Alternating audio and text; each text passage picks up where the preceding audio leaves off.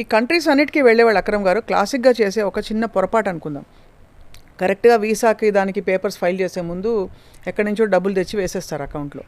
వేసేసి ఇమీడియట్గా చూపించుకుంటే వాళ్ళకి ఎక్కడో డౌట్ వచ్చి వీసాలు రిజెక్ట్ అవుతూ ఉంటాయి. రైట్, మీరు కరెక్ట్ క్వశ్చన్ అడిగారు మేడం. మెయిన్ ఇంపార్టెంట్ థింగ్ ఏంటి అంటే ఏ స్టూడెంట్ అయినా గుర్తుపెట్టుకోవాల్సింది the education loan is very important.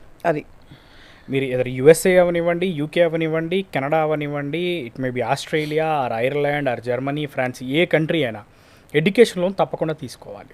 Right. Education loan అనేది nothing but is official bank నుంచి వచ్చిన శాంక్షన్ అయిన ఒక లెటర్, బ్యాంక్ నుంచి మనకు డబ్బులు వస్తున్నట్టు ఒక ప్రూఫ్. సో అది ఉందనుకోండి, దాదాపు ఏ కంట్రీకి వీసా రిజెక్ట్ అవ్వదు. అది మనం అది మేజర్ ఇంపార్టెంట్. దానికి మీరు రీసోర్స్ వాళ్ళు చాలా తోడ్పడతారు. మనం వచ్చేసరికి ఏంటి అంటే ఎడ్యుకేషన్ లోన్ ఈ అన్ని కంట్రీస్కి కూడా either US or UK, Canada, Australia, Germany, France, Ireland, వీటిలో ఏ కంట్రీకైనా కానీ college fee, accommodation, flight ticket, food expenses, visa ఇన్సూరెన్స్కి అయ్యే డబ్బులు, బుక్స్, ల్యాప్టాప్కి అయ్యే డబ్బులు కూడా మొత్తం టోటల్గా A to Z అయ్యే డబ్బులన్నీ కూడా లోన్ ద్వారానే చేసుకోవచ్చు. అది కూడా without any property, without any surety, right, non కొలట్రల్లోనే మనం చేసి ఇవ్వడం జరుగుతుంది. దానికి సంబంధించి మనకి వీసోస్ ఫిన్టెక్ అని చెప్పి ఒక ఫైనాన్స్ కంపెనీ ఉంది. సో దాని త్రూ 25 నేషనలైజ్ బ్యాంక్స్ అండ్ NBFCస్తో మనం టైఅప్ అయి ఉన్నాం. పూర్తిగా లోన్ ద్వారానే స్టూడెంట్స్ చదువుకోవచ్చు. బాగుంది, చాలా బాగుంది.